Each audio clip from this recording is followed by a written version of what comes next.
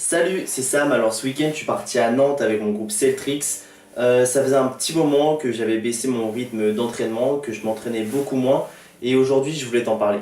Et toi peut-être que t'es comme moi, peut-être que ça fait longtemps que t'es dans la discipline et que t'as vu ton niveau de motivation qui a baissé au fil des années, ou alors à l'inverse peut-être que t'es nouveau, que tu viens de te lancer, que t'as du mal à garder la motivation au fil de tes entraînements, notamment parce que tu t'entraînes seul, que tu n'as pas de source de motivation à côté de toi et que tu te demandes comment faire pour remédier à ce problème. Alors pour te rassurer, la motivation c'est quelque chose qui n'est pas constant, donc c'est normal si tu connais une perte de motivation à un moment donné. Au cours de mes 50 freestyles, donc j'ai vu de nombreux freestylers justement qui ont connu ce problème, donc que ce soit les plus grands ou des petits, peut-être comme toi. Et ce manque de motivation, parfois il va avoir tendance à nous enfoncer nous-mêmes, à se comparer aux autres. Et le vrai problème il est là, puisqu'on va se comparer aux autres alors qu'on a des compétences, on a des objectifs, on a des priorités qui sont différentes de celles des autres. Et justement aujourd'hui, si je décide de te parler de ce manque de motivation, c'est parce que je l'ai connu.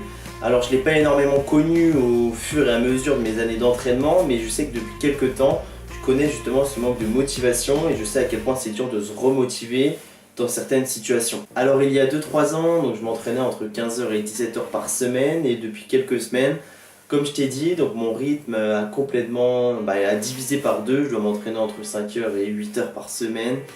Et j'ai compris en fait à quel point une habitude ça se perdait vite et que que mes objectifs étaient en train de changer. Bon, je te rassure, j'ai pas arrêté le freestyle, je suis toujours dans la communauté, je fais toujours des compétitions. J'ai repris un rythme d'entraînement correct, là je dois m'entraîner entre 10h et 12h par semaine. Donc ça remonte au fur et à mesure, donc c'est pas parce que je sors plus de vidéos, que je sors plus de photos sur mon compte Instagram que ça veut dire que j'ai arrêté. Alors ce que je t'invite à faire si tu débutes aujourd'hui, si tu veux garder ta motivation, c'est qu'il faut que tu t'entoures pendant tes entraînements. Ce que je veux dire, c'est qu'il faut que tu trouves quelqu'un avec qui t'entraîner. Moi, c'est ce que je faisais avec mon frère et ce que je fais toujours.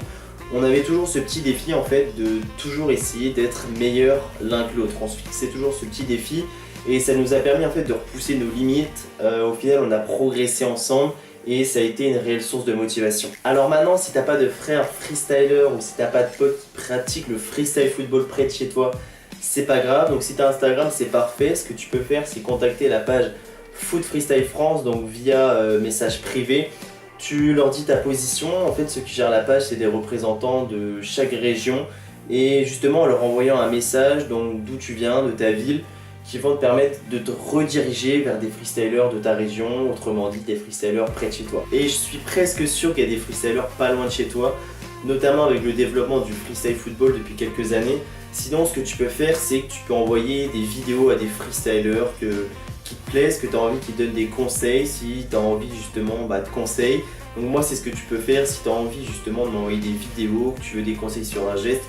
Tu peux m'envoyer un message privé sur mon Instagram, je te répondrai avec plaisir. Sinon, je trouve qu'il y a de plus en plus de compétitions en ligne qui se développent en France autour du freestyle football. Je trouve que c'est une super initiative, donc c'est des battles par vidéo, donc je trouve que ça te permet de te surpasser et de progresser plus rapidement. Et puis si tu habites trop loin pour assister à des vraies compétitions ou des compétitions sur place, je trouve que les compétitions en ligne, donc c'est une super alternative justement pour faire face à ce problème.